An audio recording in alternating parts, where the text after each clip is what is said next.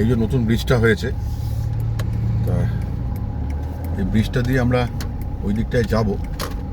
তা সুন্দরই হয়েছে বেশ। এটা মনে হচ্ছে এদিক এবার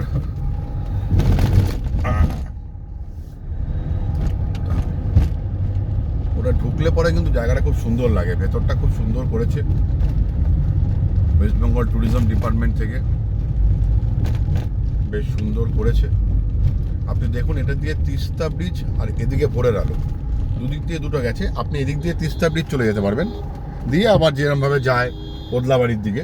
আর এটা হচ্ছে আপনার ভোরের আলোতে ঢুকছেন, এই দেখতে পাচ্ছেন, এই যে ভোরের আলো আপনাকে ইন্ডিকেট করছে, আপনি ভোরের আলোতে ঢুকছেন। সুন্দর জায়গা, ভোরের আলো, ভেতরটা যদি আপনি যান আরও ভালো লাগবে আপনার। পুরো জায়গাটা জুড়ে তিস্তা নদীর উপর। আজকে রোববার বলে বেশ ভিড় আছে।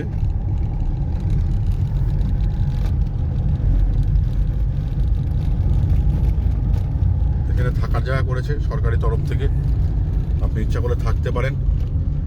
3000 টাকা মতো রুমের ভাড়া, এবং কমের দিকেও আছে, সেগুলো পেছন দিকে আছে।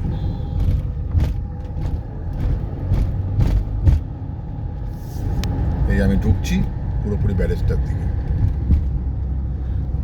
এবং দেখবেন এই যে ব্যারেজ দিয়ে যদি আমি সোজা যাই, তিস্তার পাড় ধরে রাস্তা আছে, এদিক দিয়ে গিয়ে ওদিক দিয়ে চলে আসা যায়।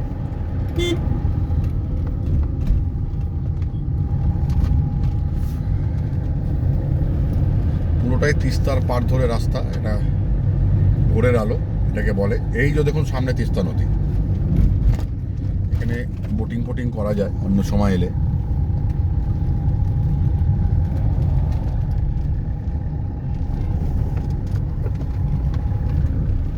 দেখেছিস তিস্তা নদীর ওদিকে?